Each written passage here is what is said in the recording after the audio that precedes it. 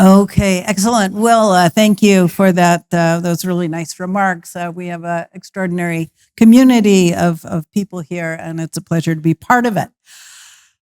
Okay, so we're going to be talking about the realism of transitioning from old to new paradigms in developing countries. And as we were discussing backstage, we also need to talk about the realism in developed countries. This is hard work. So thank you so much for joining us for the session. So we're going to talk about a number of topics. Is green growth possible? Economic development is hard. Going green is hard. And the question is, can we do them both at the same time? And who's going to pay the green premium if green or manufactured products with low carbon intensity and low environmental footprints cost more? Somebody's got to be willing to pay. And not only in the short run, but we need long-term offtake agreements so that there's confidence that these will be thriving industries. And how do we compete with incumbents? The capacity to source materials and manufacture specialty products is concentrated in a relatively small number of companies and countries around the world as new entrants try to break into these existing markets. How do you do this in this very dynamic landscape? Nothing stays still. Everything is always improving, relentlessly improving, driving down costs. So how can we do this? And how do we overcome the paralysis of uncertainty? We've heard this morning about, there's a lot up in the air. And when you talk about making, trillion-dollar investments over many decades, it's very difficult in a time with a low degree of certainty.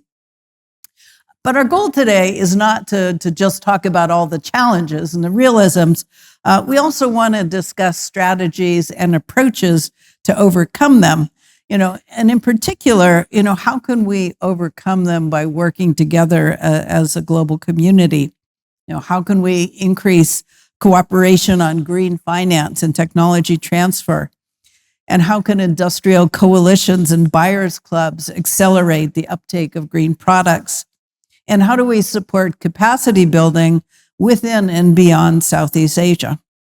So to discuss these topics, we have three incredible panelists who are all deeply engaged with these issues. I'll introduce them now. We have Manny Maceda, who's currently the chair of Bain and Company. He previously served as the CEO from 2018 to 2024. Where he saw Bain's transformation to embed digital and technology capabilities, and also at the same time to build a deeper focus on sustainability. Next, we have Julio Friedmann, who's the chief scientist at Carbon Direct. He works with clients to solve major challenges around carbon management and CO2 removal.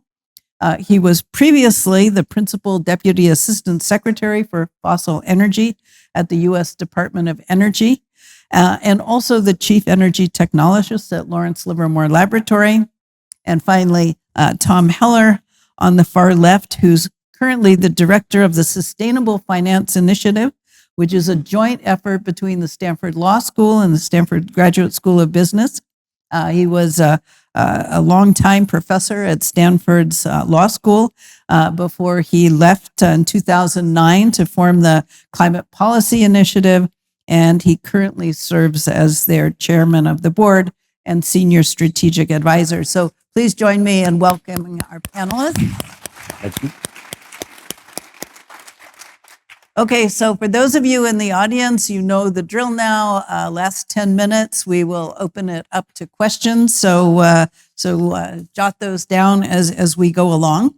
And so to go ahead and get started, I'm going to ask each of you to provide about 5 minutes of your thoughts on these critical topics. And Manny, we'll start with you.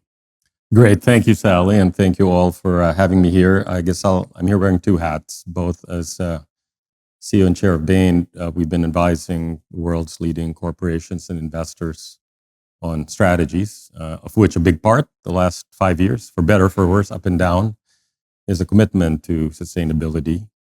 I'm from the Philippines. I'm also on the board of directors of the Ayala Corporation, one of the meaningful conglomerates there that has actually made a very strong commitment. So I'm seeing it from both sides.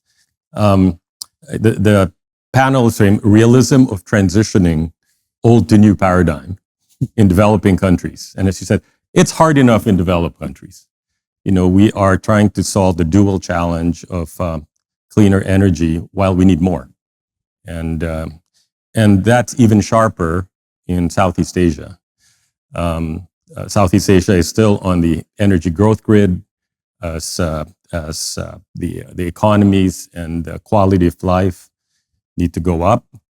And many of the elements of the solutions, what we would call the new paradigms, a portfolio of more sustainable energy sources, whether it's geothermal, solar, wind. In some parts of the world, it's nuclear, less so in Southeast Asia, are actually understood. The transition requires elements that are even harder there. A better grid. It's hard enough to do that in the United States, in a contiguous state. You try to do it where maybe you'll have solar in East Indonesia and you have to port it to the West, much less go across countries. It's still a very coal-centric, especially in some countries more than others. Some of the fossil fuel energies are still heavily subsidized. So in fact, the incentives are in the opposite direction. And so all of that just makes it harder, arguably. And the solution in the end, will require a combination of the private industry making the investments required. In order to have return on those investments, there has to be financing solutions, and there have to be regulatory paradigms that we can actually count on. But again, it's not like in developed countries, including this one, the regulatory paradigm is actually something that you can count on when the time frame in which you would make the investments and actually have a return on them go much longer than you can count the lifespan of the governments or the administrations. So it's challenging. I'm hopeful that with commitment we can all still make it. But maybe we'll get into that as we go. Mm-hmm. Okay, thank you very much, Julio. Thank you, Dr. Benson. Always a treat to be here, and thank you to the Dorr School of Sustainability. It's always a treat. I'm now of an age. Young people, pay attention. This is a preview of coming attractions. There are. I want to talk chiefly about two things: money and power. So let's first talk about money. There are only three sources of capital in the world: ratepayers, taxpayers, shareholders. That's the list. It turns out they're the same people. So when we're actually trying to figure out who pays the green premium, we're kind of talking around really who's bearing the risk, which is somewhat of a different question, and how much are we really prepared to pay? And this is relevant if we want to have a green industrialization, say, because at the end of the day, someone has to have an offtake. Like Sally was saying, somebody has to pay a green premium, and the question of who's going to do that is not obvious. I'm at Carbon Direct. We help companies do three things: reduce their emissions, remove their emissions, and make green products. And we do it with a proven science. And in that context, the realm of economics and the realm of politics are not what I typically do in my day-to-day, but it's relevant today. Because in addition to the question of money, there's the question of power. As Gita said at the beginning, we are now entering a multipolar world. We are seeing the United States step back. We are seeing Europe high-centered and stalled. We are seeing emerging energy in Japan and Korea, in the Gulf states, in the MENA region, and increasingly in Southeast Asia. And the opportunity to grow is very real. In order to do that in a clean way, you need somebody to buy the products. One of the things I've learned working in Africa is, in point of fact, green industrialization is a path to greater energy access. If you have firm demand for clean steel, for clean hydrogen or something like that, you can build out the grid and you can serve more people and you can firm up the grid and you can build more projects. There's all these things, but somebody has to pay for that. And today, it is not obvious how that works. At the core of a lot of what we need to do, and this is, again, Energy Realism 101, things get better. We innovate. And we innovate not just on technology, but we innovate on business model, we innovate on policy, we try new things constantly, and that gives us an opportunity to make things better. These things start at the bench top and they get out into the field and they get better. One of the few things human beings are really, really, really good at is reducing costs of things. We've done that over and over and over again, but we have to get them to the field. We have to pay down that cost curve. And that's true for all technologies wherever they are. In order to really get there today, these things move at the speed of trust. And I was very glad again to hear Gita and the president talk about the need for trust building, to hear Secretary Rice talk about the need for trust building. It's an essential aspect of this. All of this stuff moves at the speed of trust. In that context, the death of happy talk makes me glad, because we have to now be in a world in which we are clear-eyed in our optimism. There's a lot of good stuff that we can do together, but we have to be realistic about where we are.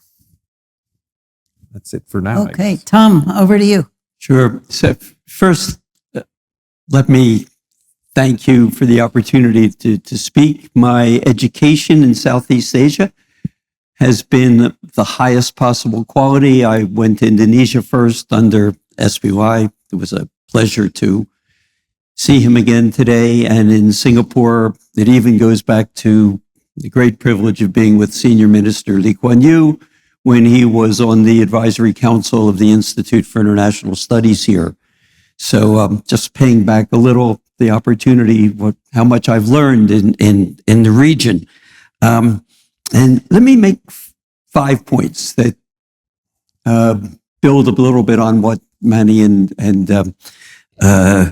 Julio have said. It's very hard to figure out the gap between realism and, let's just say, talking in the world in general, let alone in Southeast Asia. Because since 1992, when people started to deal with climate sustainability more systematically, there have been very different communities. The science community has its own discussion of climate and what needs to be done.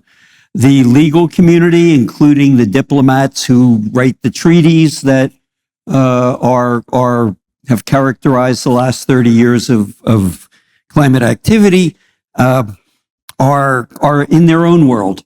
And the economists, in fact, in economics, both the macro and the micro people don't really speak to each other.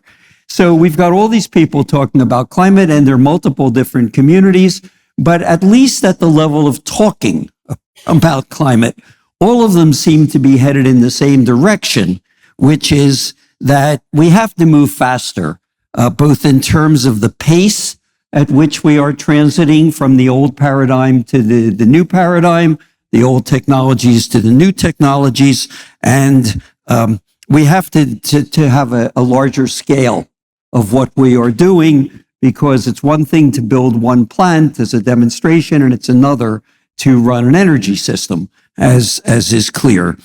So all of these people in each of these different communities in their own way are signaling that we have to move faster and at larger scale. And this shows up in the science world, as President Julio said earlier, we are near to zero carbon budgets. At this point, we don't have any carbon left to put in. My colleagues, my younger colleagues here in the science fields say we probably are already at zero carbon budgets from a scientific standpoint.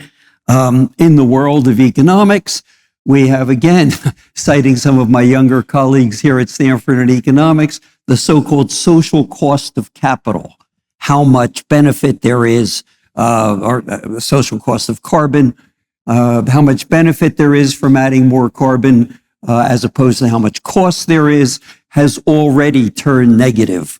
And the cost of social cost of carbon keeps going up.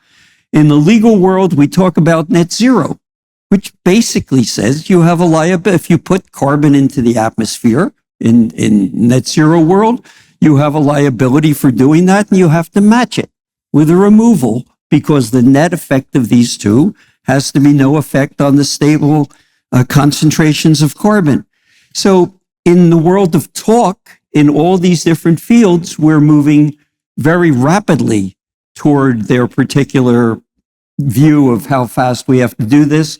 But when we look at the real world that's around us in Southeast Asia, as well as across the advanced industrial countries, we see a variety of political, economic factors, geopolitical factors that you were just hearing about, and financial issues that Julio was just mentioning that are delaying the ambitious implementation of energy transition or agricultural transition that you'll hear about a bit later this afternoon. And the remarkable thing is, while it's slower than we would have wished, there is enormous variation, both in geographies around the world and in what is going on in different economies. So 3 consequences that we could talk about. The first is we have mainly talked about decarbonization, turning from fossil to non-fossil sources of energy, or land-intensive to less land-intensive sources of agriculture. But in fact, the dialogue is shifting. It's about a portfolio now, not just decarbonization, but about how we're going to manage the damages, adaptation, if you will, insurance, the damages that are going to be increasing. And very importantly, and we'll talk about this tomorrow in a panel, you must think about technologies that remove carbon from the atmosphere. All 3 of these have now become central to what is going on.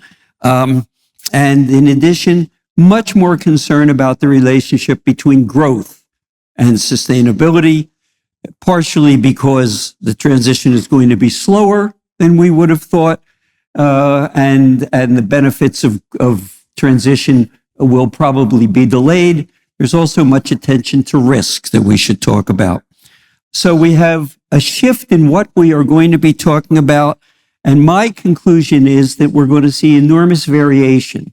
In the advanced industrial economies, we will see something that is close to complete decarbonization because of the declining costs and the scale and the ability to use technologies to basically decarbonize 75, 80% of the economy.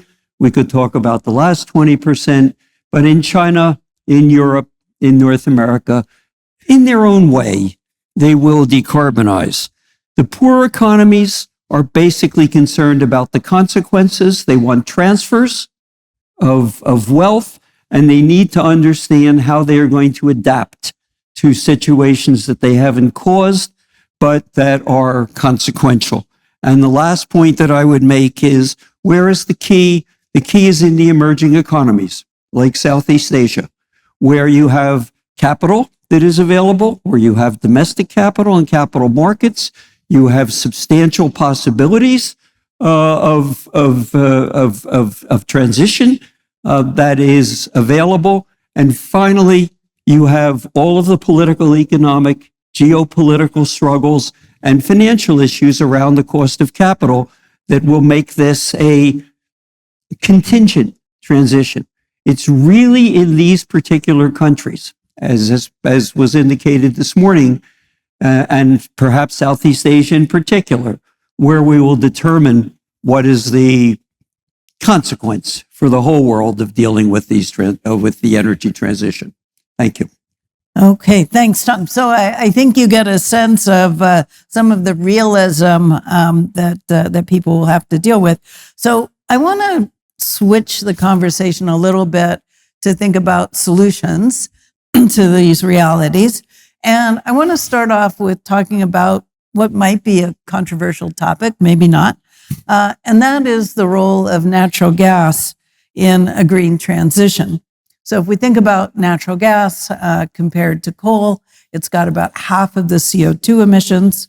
Of course, it does have other greenhouse gas emissions, methane in particular, that are very important.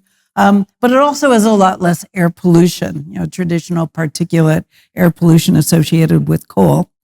And so, the Southeast Asian economies, many of them are very reliant on coal for electricity or industry.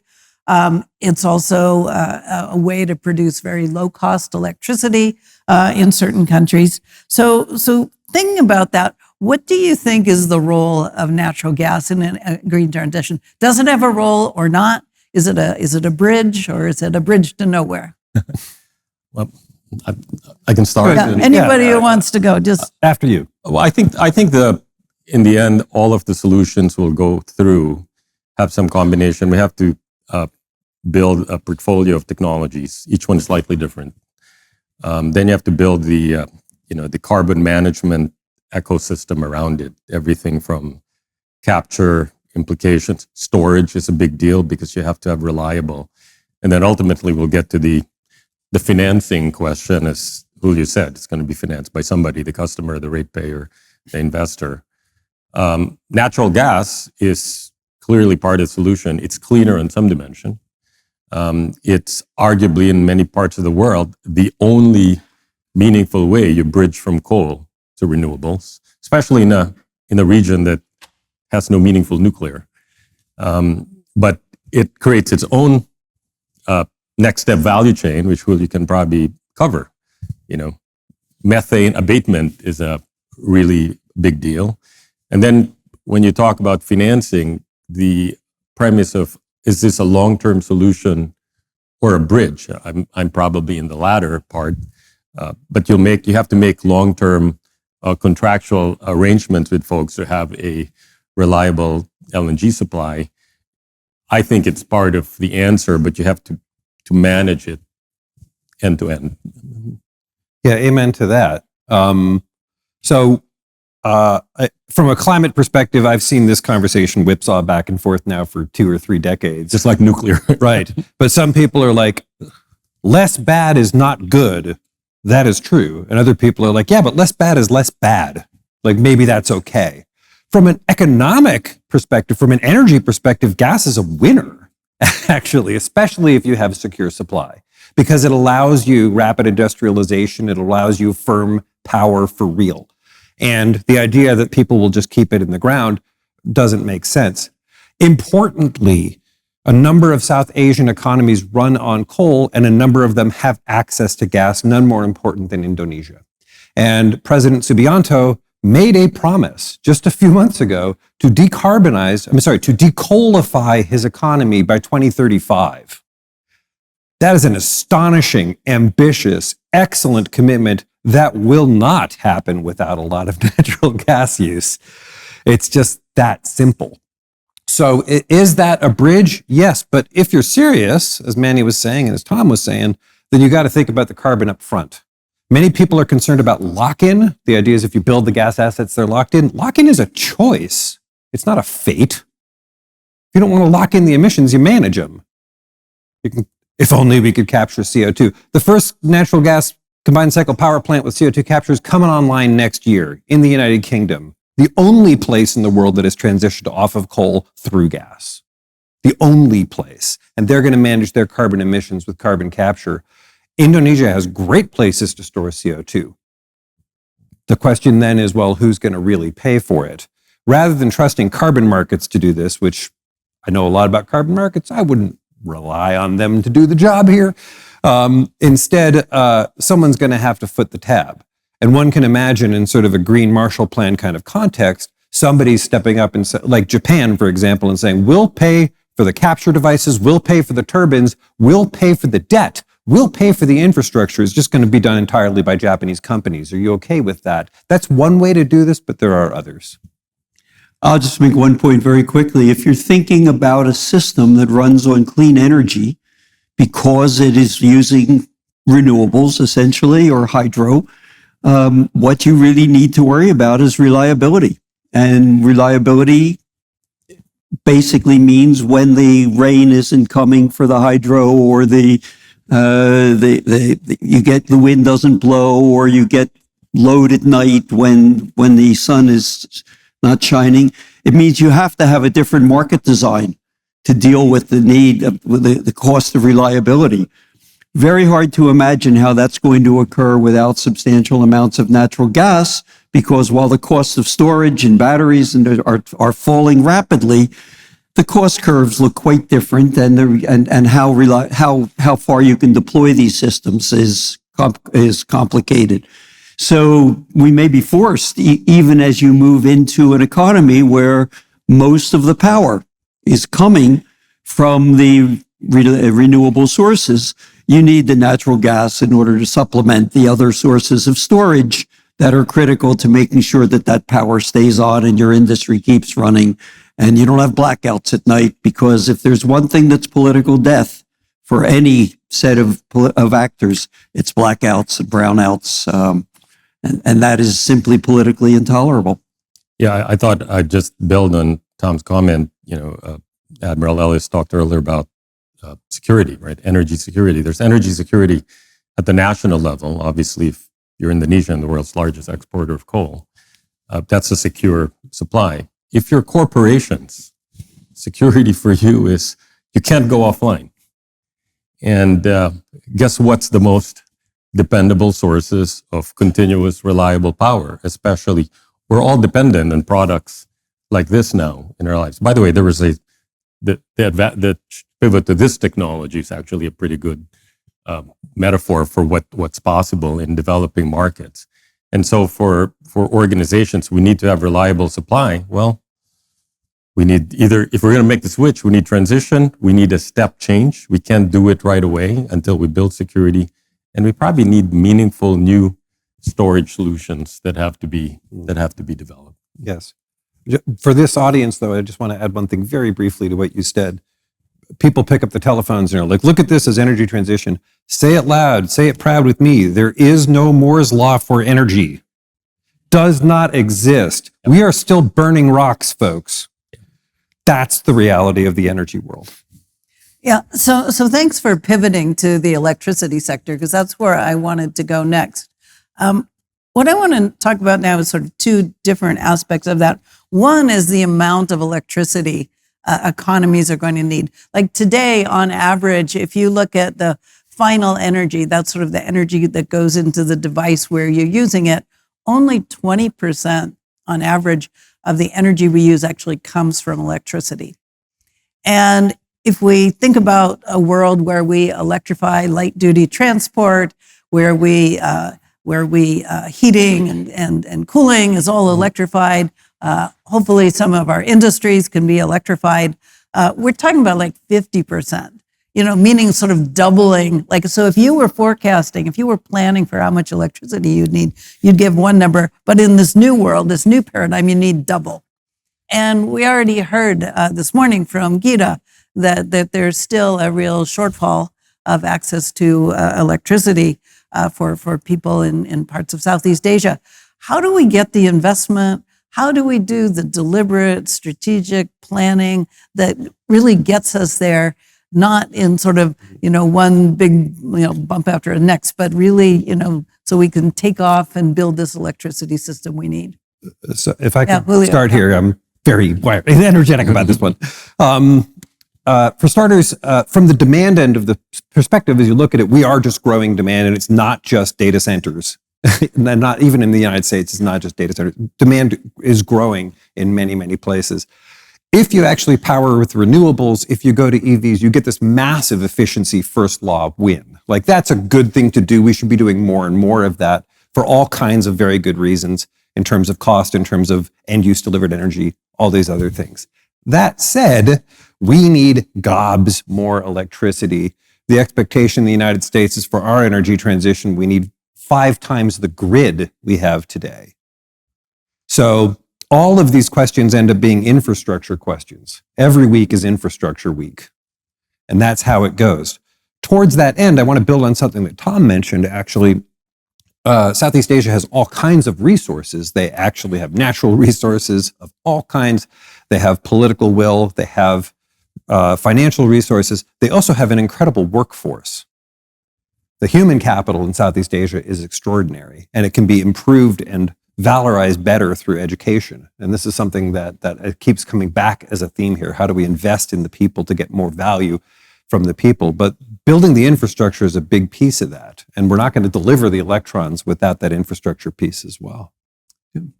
I'll just make one point here that builds on what Julio was saying. How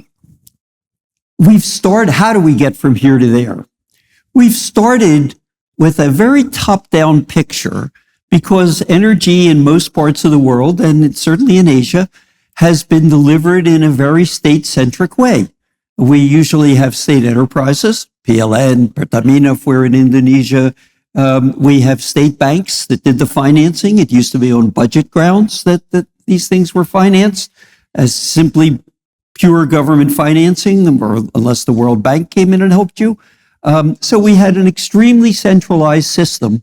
And one of the interesting things that I think got proven in the Chinese experience was you need experimentation. You need new forms of designing markets. You need different types of capital mobilization and deployment. And what I see happening right now is we've just been through a period where in Indonesia, Vietnam is supposed to be next. But someone mentioned this morning, we've had these just energy transitions, which were pretty top down, central planning. And it hasn't worked, partially because the West has not delivered the finance that was supposed to be there, partially because it turned out to be very difficult to do top down planning. And so one of the things I expect to see more of over the next period, and this is something that we could certainly talk about in Indonesia as a place where Stanford and others can help, is I expect to see more bottom-up experimentation in how one moves from old energy to new energy. And there are major industrial hubs that can be treated as these experimental zones. BYD, to take a Chinese firm, is building an enormous assembly plant outside of Jakarta. But we also see need for mining in Sulawesi for critical materials, and we need aluminum in Kalimantan for this. So I expect to see much more experimentation and much more planning at local, discrete operations where the planning is somewhat easier and you don't have to think about changing everything at the same time. Okay. Thanks for that. So I think we can clearly say that we live in very interesting times and really very challenging times because it seems like there's so much that's in flux and up in the air and we don't know which direction we're going. So I want to talk more about creating certainty. How can we create more certainty? And when I think about that question, I think about the famous quote we've all heard, the best way to predict the future is to create it. So a question for Southeast Asia and its collaborators and partners around the world, how might we go about creating more certainty, and particularly if you look at the role of industry, if you look at the role of financial markets, and you look at the role of governments, what is the part that everybody can play to create this more certain future? Good luck with that, Sally. So I actually don't know that I would frame it as creating certainty. I think all the information of what we've lived through the last 5 years, if you do any kind of strategic planning as a corporation, as an investor, is that the world has gotten more uncertain, right? The set of rules on government policies that you'd align with, you can count on certain governments you'll deal with. The policies will continue, while the president's alive. You can't count on other countries that the policy won't dramatically change at the next election. Technologies are quite rapid. We're all living in the energy needs of generative AI. So what's kind of really happening is it's less about building certainty. It's more about building resilience and trying to figure out business and financing models that adjust to elements of uncertainty. And that on any topic that we talk about, you mentioned electricity. Well, can we reduce electricity demand? Electricity demand is going up. In developed markets, it's going up while carbon's this way. In developing markets, it's still going up at exactly the same line. We have to bend the curve. And how much of that is going to be on technology bets? And especially in developing markets, where the technology bets are candidly being made in developed markets for you, right? And we saw that in wireless technology in many of the Asian countries, Huawei was an enabler. Well, in the Philippines, 90% of the electric vehicles now that are being sold are BYD, and that's an example of a technology and organization where the winner in a very competitive industry in that country is arguably, winning the global electric vehicle wars. And so if you're going to be certain, well, if you're in Southeast Asian country, you have to be able to make multiple bets. You have to both on who you work with, who you ally with, what technologies you invest in.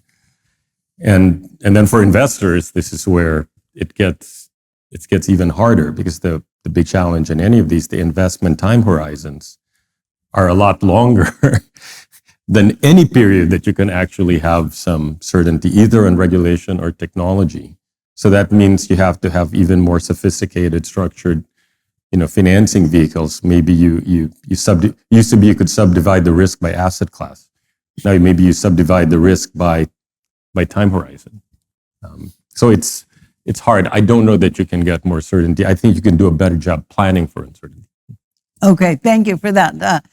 Tom or Julio, any? You want Super briefly, we can't control uncertainty, but one of the things that helps is long-term contracts. That is hard work, but if you can get a long-term offtake, you can get a long-term contract, that actually settles a lot. So, I have a kind of a arrogant professor's answer, and then I've got a negotiator's answer. Having been a climate negotiator, there's no room for arrogance. It's all humility, as the record shows. One answer is you actually can think about investment as we think about a new sovereign wealth fund like Danantara that has just been formed in Indonesia. You can think about investment structures that understand that there are different options that are in front of you. And I think it will take some new and reasonably sophisticated planning on the investment side to deal with the uncertainties of which technologies are going to move forward and survive. Stanford is very good at this. Sally's group thinks about that. But if you're in Indonesia, you don't necessarily want to bet on the kind of nickel production, because China's got a different set of chemical formulas that they're using, and maybe solid state is going to change that. So part of it is an investment issue, but part of it, which is the classic answer in climate, is coordination. And here, let me just say that later on this year, there will be held in Brazil a very critical international meeting, Conference of the Parties, and what it's supposed to be about is about implementing the commitments that have been made. And that involves investment planning, finance planning, and it involves thinking about governance, because almost these transitions touch almost every ministry. And so the question is, whether it's India or China or Indonesia or the Philippines, how does one think about an issue that cuts across governance? And what I would say is the negotiations will be very difficult, and most of them are hopeless because they talk about the North giving the South, the global South, somebody talked about earlier, $1.3 trillion. And if there is anything unrealistic in this world, that's it. That's not going to happen. On the other hand, you can get coordination through coalitions of actors for reasons that I said earlier. I think those coalitions will be mostly emerging markets, and some of the most important of those are going to be in Southeast Asia. Maybe just one short comment on uncertainty applied to technology, because I would say, while we're quite uncertain in things like global dynamics, the uncertainty about betting on technology, which our neighborhood has been very good at over the years, I would separate out the parts of technology where with long-term volume commitments, you can actually bet that you can drive the experience curve down and the cost will come down. That's uncomfortable, but you can make a bet on that. The uncertainty of really dramatic new technologies will fusion happen in our time horizon? Can we make SMRs, or et cetera, that'll be harder. And that's where, VC investing versus lower risk private and public investing matters. Okay, well, thank you. So if there are questions from the audience, please step up to the microphone. We only really have time for a couple, but we'd love to hear your questions. And it looks like we've got one. Here we go. Yes, please. Thank Excuse you. me, can I have floor, please? Yeah, I'm Shari from Indonesia. Thank you for all panelists. It's very, thank you for your explanation. It's deeply understood, especially for Professor Thomas Heller about Indonesia. You know about Indonesia as well. But the reality now, I'm going to inform you that the economic of Southeast Asian nation, all are decrease, all are contraction for the quarter of 2025. And it's very sad to say this is because of global economy. Now, what do you think? Is that going to be recovered for the end of this year? Especially U.S. policy about tariff is going to be impact to the all nation, especially in the Southeast Asia. Thank you. Okay, who amongst you would like to take that very difficult question? I'll start. If you don't like the tariffs, wait an hour. Seriously, I actually did that. I was on stage and I said, if you don't like the tariffs, wait an hour. And the tariffs changed within an hour. Like you can't predict this aspect of things. And it is increasingly realized that it is politically damaging and it is economically damaging. So we'll see what happens with the tariffs. I do acknowledge the challenge it faces, but it could change really anytime. And it turns out I don't control that. Okay, any more quick responses? My own sense, sir, is that we went through this period of shock and awe for the last 100 days, and perhaps we'll get to a little bit of rationalization and stability as at least this government. And then the implications for Southeast Asian countries, depending where you are, some of them are more domestically oriented versus export oriented. In my travels, I literally just came back from Manila, Jakarta, Singapore. There's a lot of anxiety about what happens to Chinese capacity that was held up, whether that gets unstuck. I'm personally optimistic if you end up with some tariff regime. If in U.S. terms, 10% tariffs gives you 50 basis points of inflation here. That's sort of manageable, and then everybody will declare victory.